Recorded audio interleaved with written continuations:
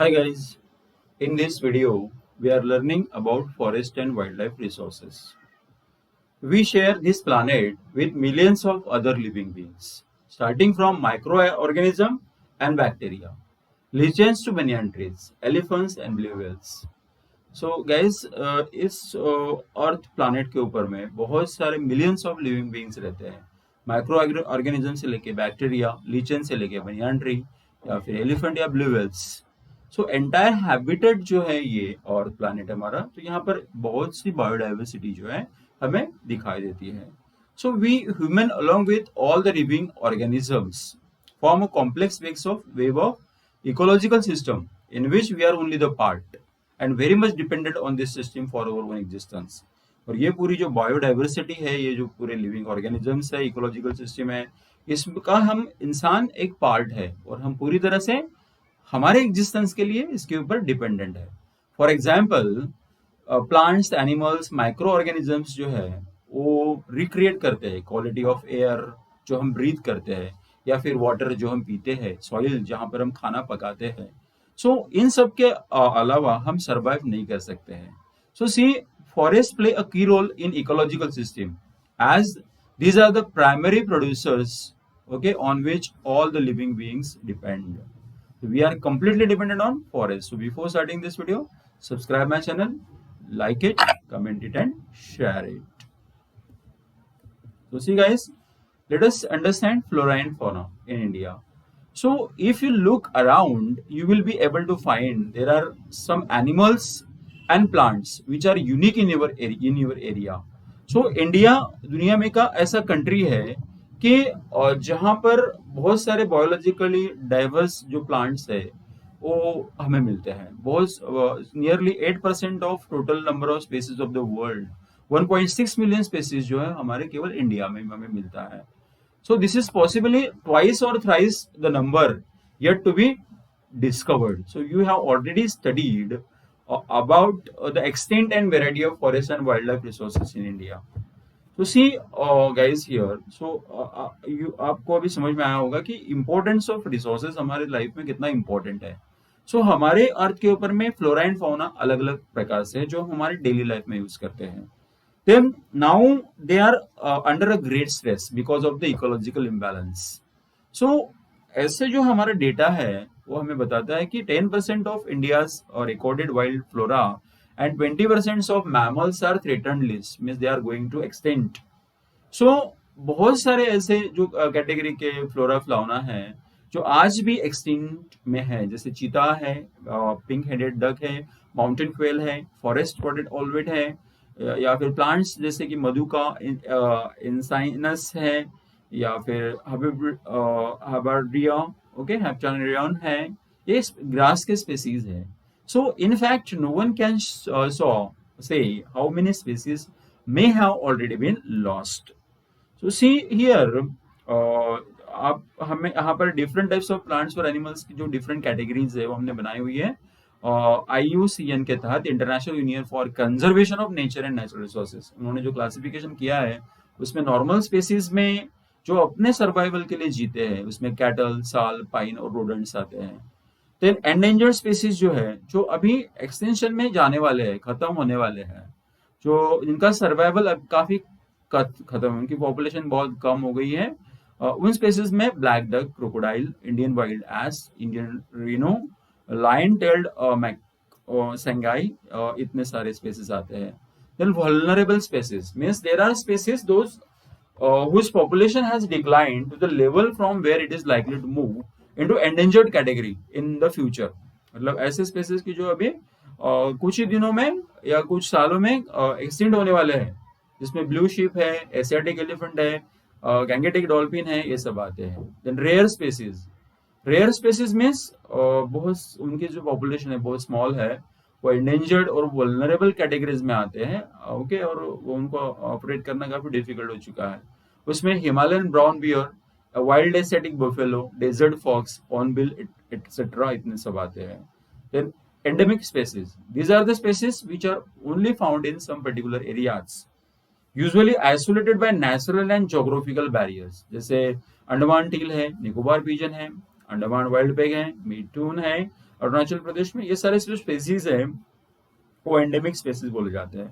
Then extinct species, extinct species जो है जो हमें नहीं मिलते हैं, जो बहुत ही मतलब मिलना मुश्किल हो चुका है एंटायर अर्थ के ऊपर में, उसमें एशियाटिक चीता, पिंक हेड डग, इतने सारे एनिमल आते हैं।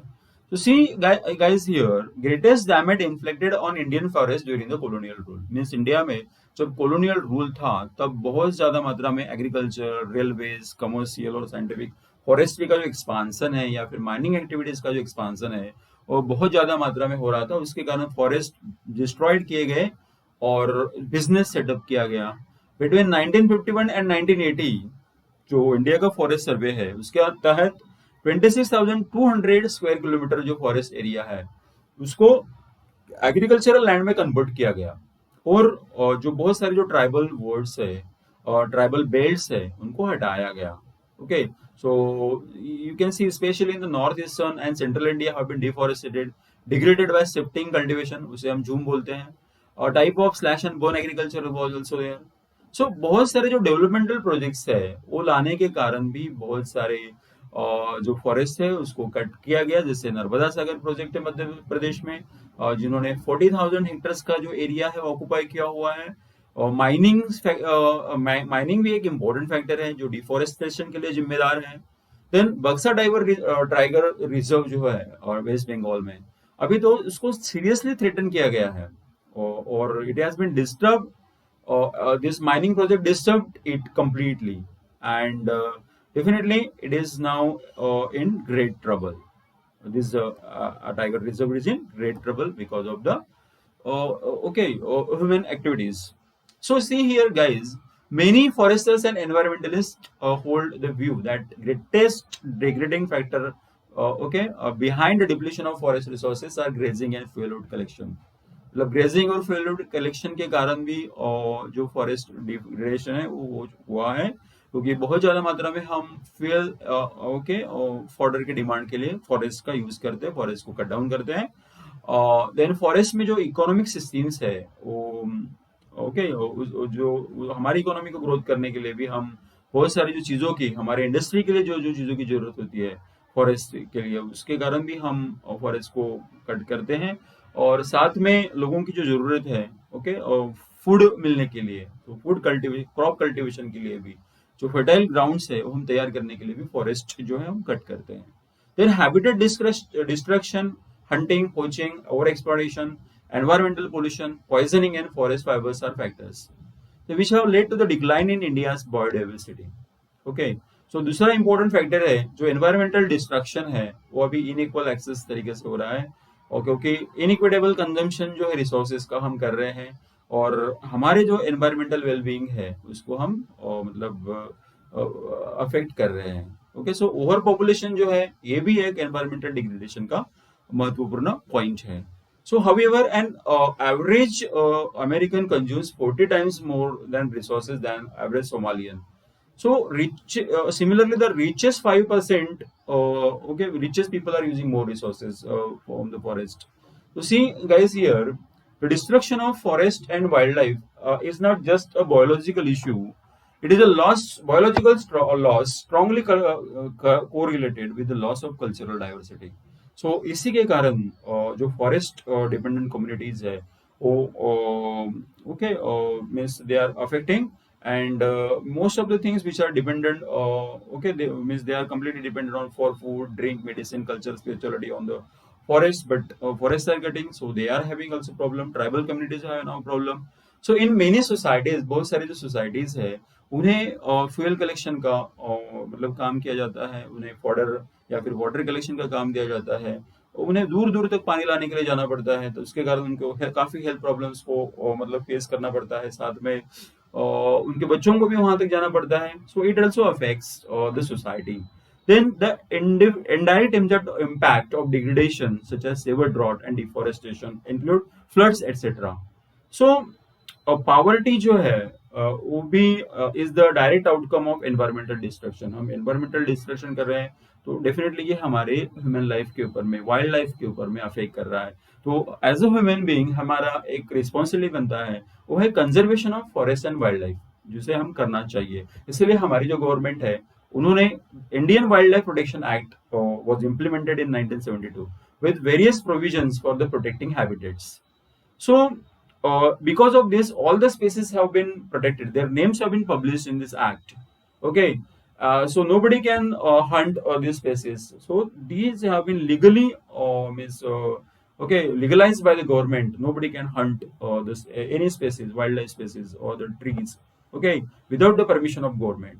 So the central government have also arranged several projects for the protection of the specific animals also.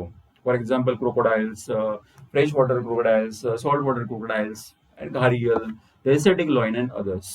So most recently बहुत सारे जो एनिमल्स है उनको हमारी गवर्नमेंट प्रोटेक्ट करने का पूरी तरह से काम कर रही है. सो बहुत सारे कंजर्वेशन प्रोजेक्ट्स भी उसके लिए चलाए जा रहे हैं. So they are focusing on biodiversity. So see guys, here even the insects are also now protected. Their names have been also added under the Wildlife Act of 1980 and 1986. Hundreds of butterflies, moths, beetles, and one dragonfly have been also added to the list of protected species. So in 1991, for the first time, plants were also added to the list, starting the 6 species, guys. So then types of distribution of forest and wildlife resources. Means हमारे country में बहुत सारा जो forest और wild life resources है, हमें उसको conserve करना जरूरी है. उसका जो डिस्ट्रीब्यूशन है वो इस प्रकार से किया है. पहला है रिजर्व फॉरेस्ट, दूसरा है प्रोटेक्टेड फॉरेस्ट. रिजर्व मीन्स एक पर्टिकुलर एनिमल्स के लिए, वाइल्ड लाइफ के लिए उसको रिजर्व किया है.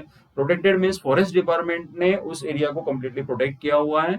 Unclassed forest means yet these forest wastelands are belonging to both government and private individuals or communities, means tribal communities. Okay guys, now community and conservation. So conservation strategy is not new in our country. ये हमारे country में new नहीं है, लेकिन बहुत सारे जो local communities है आज भी उनके हैबिटेट्स को मतलब कंजर्व करने के लिए प्रॉब्लम फेस कर रहे हैं. So here in Sariska tiger reserve, Rajasthan and the villages of fought against the mining siting और the wildlife protection act. बहुत सारे जो लोग हैं वो अपने वाइल्ड लाइफ को प्रोटेक्ट करने के लिए मतलब कंजर्व करने के लिए का प्रयास कर रहे हैं. और अलवर डिस्ट्रिक्ट जो राजस्थान है, वहां पे की जो 5 विलेजेस है, उन्होंने भी वहां की जो फॉरेस्ट है उसको प्रोटेक्ट करने का उन्होंने अपने रूल्स एंड रेगुलेशंस वहां पर बनाए हुए हैं.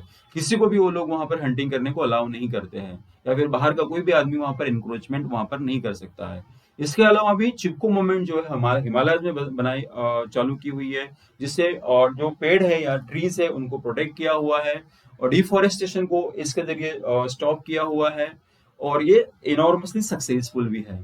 So attempts to revive the traditional conservation methods or developing new methods of ecological farming are now widespread. So farmers और citizens ने बीज बचाओ आंदोलन है, नवदनिया है. So ये सभी जो डाइवर्सिफाइड जो क्रॉप प्रोडक्शन होने के लिए उन्होंने अप्लाई किए हुए ताकि बहुत ज्यादा मात्रा में कम्युनिटी और फॉरेस्ट का कंजर्वेशन हो सके. So that's all about this video guys. If you like this video, subscribe my channel, like it, comment it and share it.